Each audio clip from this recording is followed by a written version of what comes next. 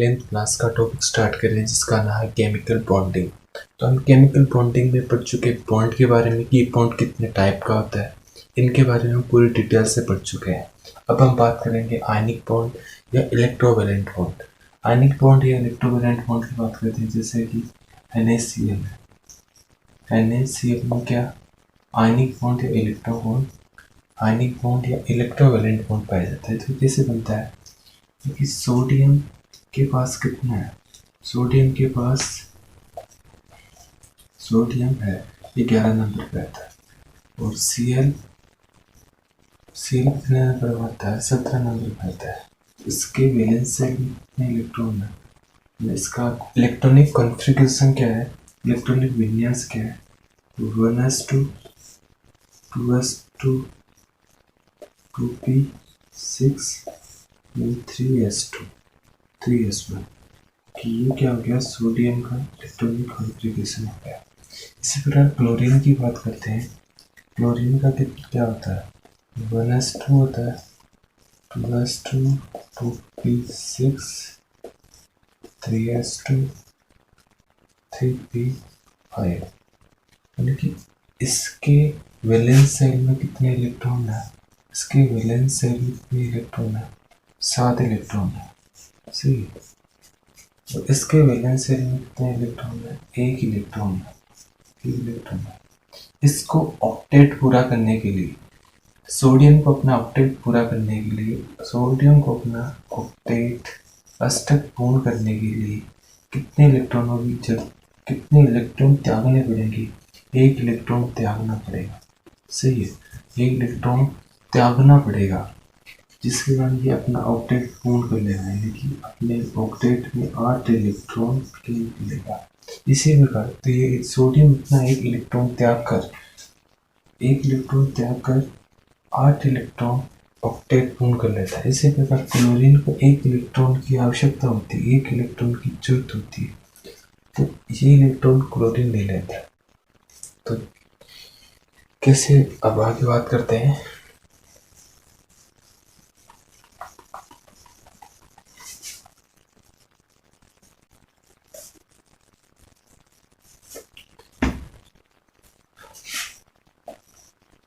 Na क्या और Cl के बीच में Na क्या करेगा? ये क्या है? मेटल है, मेटल और नॉन मेटल और नॉन मेटल के बीच में क्या होता है? कंप्लीट इलेक्ट्रॉन का ट्रांसफर होता है। इलेक्ट्रॉन का क्या होता है? ट्रांसफर होता है, इलेक्ट्रॉन का स्थानांतरण होता है। जब इलेक्ट्रॉन का स्थानांतरण सोडियम से क्लोरीन में होता है, क्योंकि सोडियम को अपना अष्टक पूर्ण करने के लिए 1 इलेक्ट्रॉन त्यागना पड़ेगा और क्लोरीन को अपना अष्टक पूर्ण करने के लिए 1 इलेक्ट्रॉन की आवश्यकता है। सही है।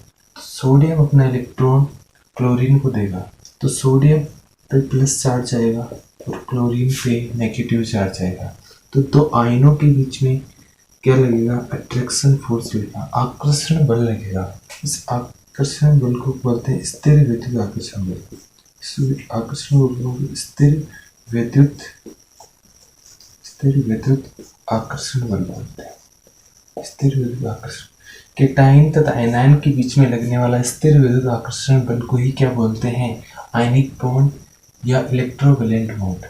इस स्थिर विद्युत आकर्षण बल को इलेक्ट्रोस्टैटिक फोर्स भी बोलते हैं। इसके कारण इसका नाम पड़ गया इलेक्ट्रोवैलेंट बॉन्ड पड़ गया नाम।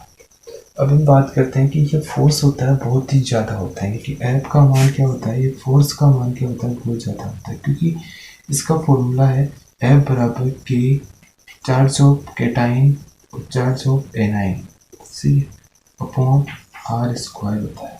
R का मान बहुत कम होता है, इसके कारण फोर्स बहुत ज़्यादा होती है।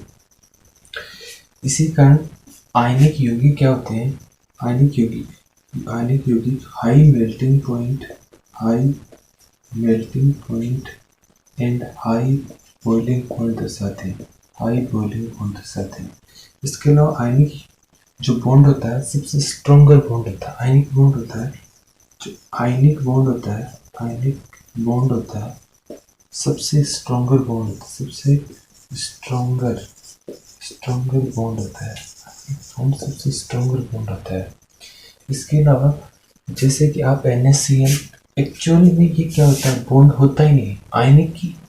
आयनिक यौगिकों में केवल ये फोर्स होता है। कभी भी NaCl को ऐसे नहीं दर्शाया जाता है, NaCl केवल NaCl ऐसे NaCl केवल ऐसे ही दर्शाया जाता है, ठीक है, कभी भी ऐसे नहीं दर्शाया। एक्चुअल में क्या होता है, यहाँ इलेक्ट्रॉन की क्या हो रही है, इलेक्ट्रॉन का ट्रांसफर हो रहा है, बीच में केवल बॉन्ड नहीं होता है, लेकिन ऐसे होता है कि आकर्षण होता है, इन दोनों आयनों के बीच में आकर्षण होता है।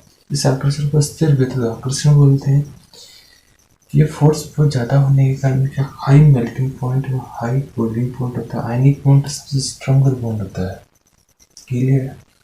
अब हम बात करेंगे कि आयनिक यौगिकों की ना तो कोई स्ट्रक्चर होती है, ना तो कोई स्ट्रक्चर होती है, ना ही कोई शेप होती है। सही है, शेप होती है।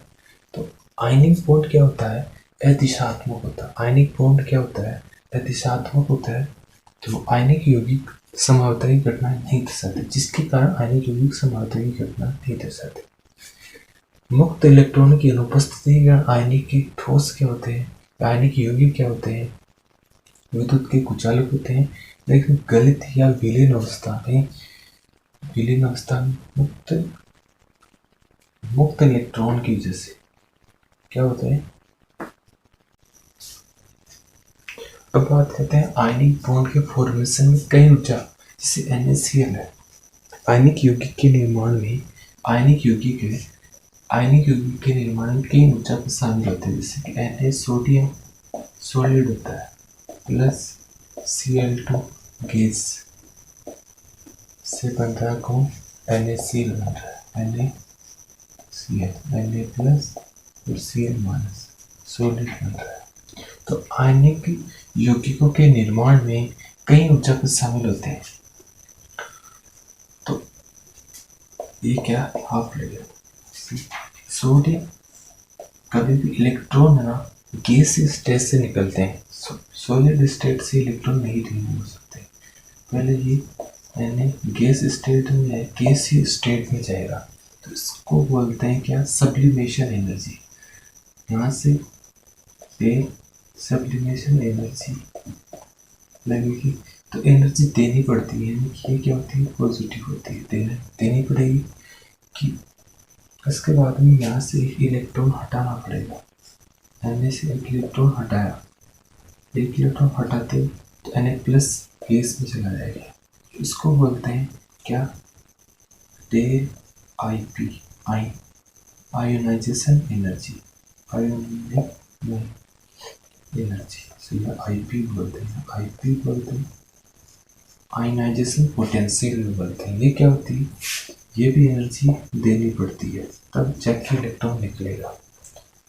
अब Cl को से क्या करना पड़ेगा, Cl है तो Cl और Cl के बीच में बॉन्ड है, तो इस बॉन्ड को तोड़ना पड़ेगा। तो Cl गैस बॉन्ड को तोड़ना के लिए बॉन्ड डिसोसिएशन एनर्जी देनी पड़ेगी। कितने देनी होगी, हाफ देनी पड़ेगी, तो ये पॉजिटिव होती है एनर्जी। अब Cl से एक इलेक्ट्रॉन जोड़ना है, तो Cl में एक इलेक्ट्रॉन जोड़ते हैं माइनस गैस स्टेट, तो एनर्जी क्या करनी पड़ेगी, जब इलेक्ट्रॉन जोड़ते हो तो एनर्जी रिलीज होती है, तो इसको बोलते हैं ये इलेक्ट्रॉन एफिनिटी। ये क्या होती है, इलेक्ट्रॉन एनर्जी रिलीज होती है। जब क्या होता है, ये दोनों आयन से क्या बन रहा है, एक मोल आयनिक यौगिक के निर्माण। जब एक मोल आयनिक यौगिक का निर्माण गैस घटक आयनों से किया जाता है, तो जो एनर्जी रिलीज होती है उसको क्या बोलते हैं, लैटिस, उसको बोलते हैं लैटिस एनर्जी। जो एनर्जी रिलीज होती है, जो ऊर्जा मुक्त होती है, उसको लैटिस एनर्जी बोलते हैं। यानी एक मोल आयनिक यौगिक का निर्माण जब गैस घटक आयनों से किया जाता है, तो जो ऊर्जा मुक्त होती है उसको लैटिस एनर्जी बोलते हैं। आयनिक यौगिक की स्टेबिलिटी के लिए कोई भी तंत्र कब स्टेबल होगा, जब इसकी एनर्जी जब वो लो एनर्जी पे होगा। यानी कि कोई भी तंत्र कब स्टेबल होता है, जब अपनी लो एनर्जी पे होगा, तब जाके वो स्टेबल होता है। यानी कि ये क्या है, डेल एच फॉर्मेशन है, एफ है। यदि आयनिक यौगिक का स्थायित्व कब होगा, मोर स्टेबल कब होंगे, तो डेल एच एफ क्या होगी, नेगेटिव होगी, तब मोर स्टेबल होगी, मोर स्टेबिलिटी होगी, जब होगी। डेल एच एफ कब नेगेटिव होगी, जब लैटिस एनर्जी का मान क्या होगा, हाई होगा, इलेक्ट्रॉन एफिनिटी का मान हाई होगा तथा सब्लिमेशन एनर्जी का मान लो हो तथा आईपी का मान लो हो, बॉन्ड डिस्ट्रीब्यूशन एनर्जी का मान लो हो। क्लियर है।